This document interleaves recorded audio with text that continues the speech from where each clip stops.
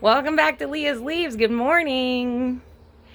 I have to catch you up on a video. I was making this wonderful video. I was so excited to show you how I'm finishing the herb cylinder today.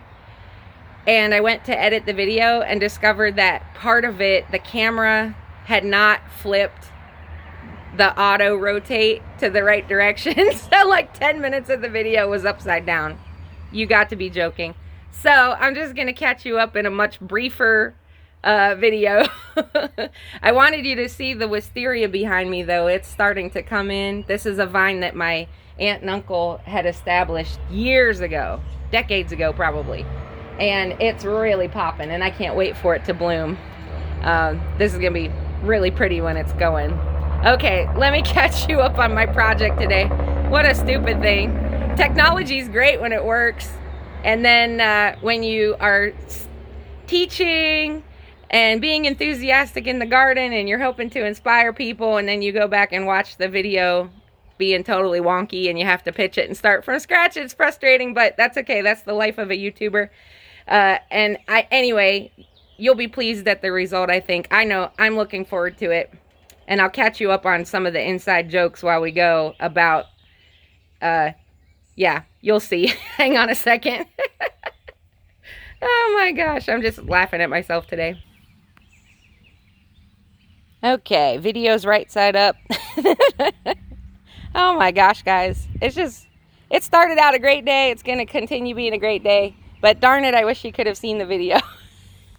Let me catch you up on what happened here. So the last time you saw this container garden, only a few of the cylinders had been filled with soil because it's all I had, and I had some chamomile to plant.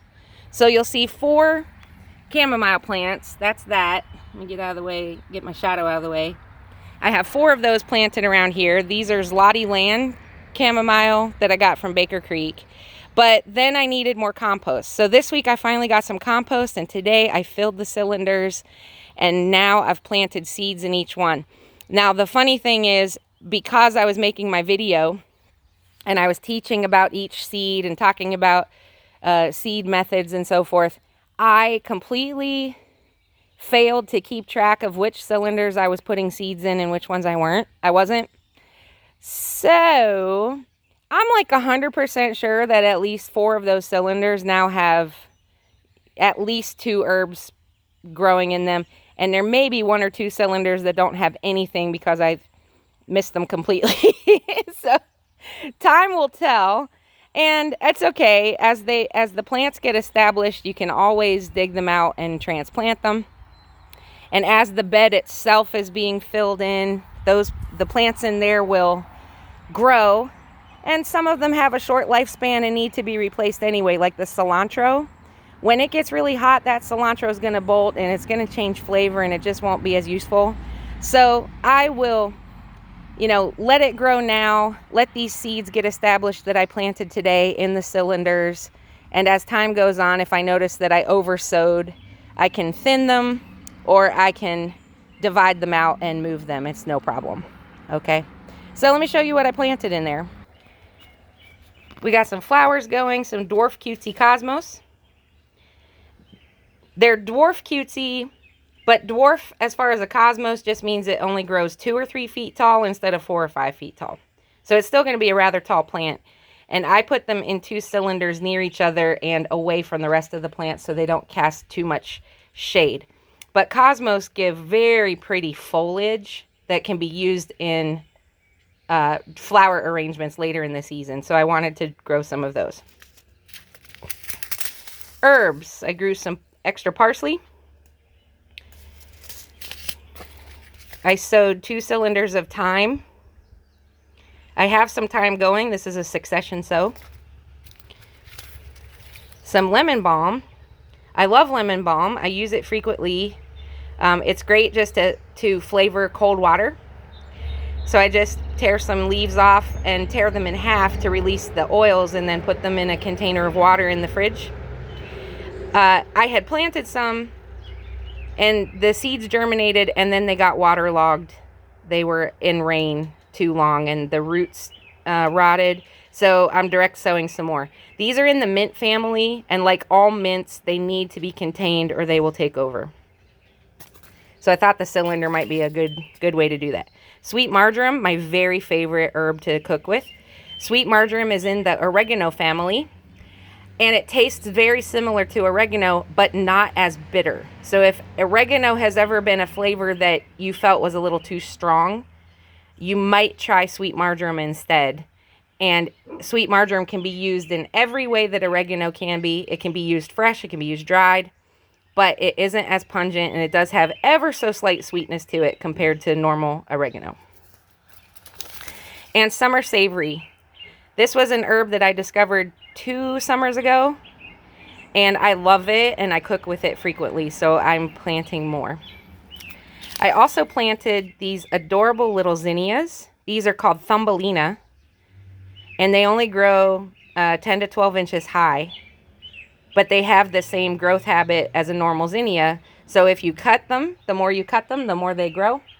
And if you cut a stem down to the junction, 2 stems will grow. So they bush out, and they're really cute. They're a great border plant.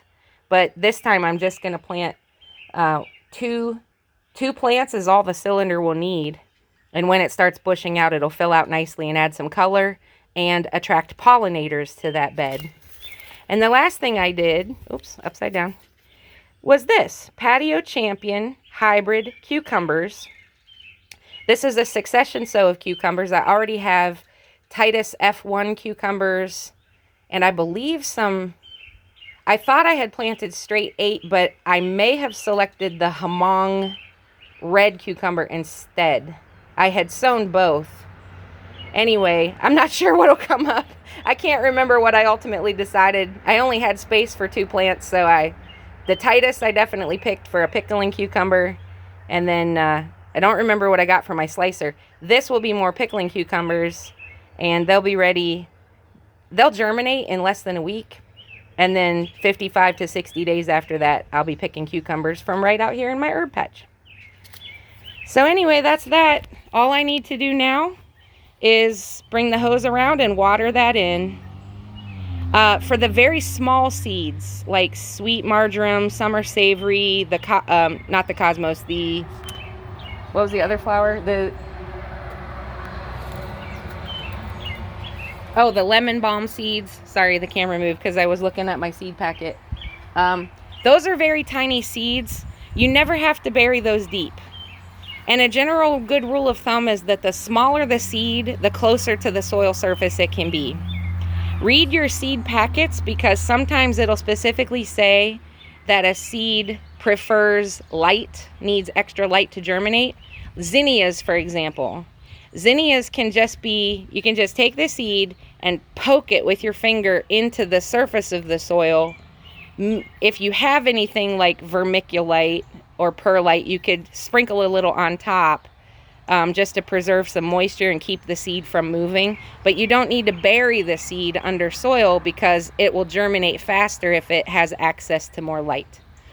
And then those, the bigger seeds like the cosmos seeds and the cucumbers, I was able to bury those a little bit deeper.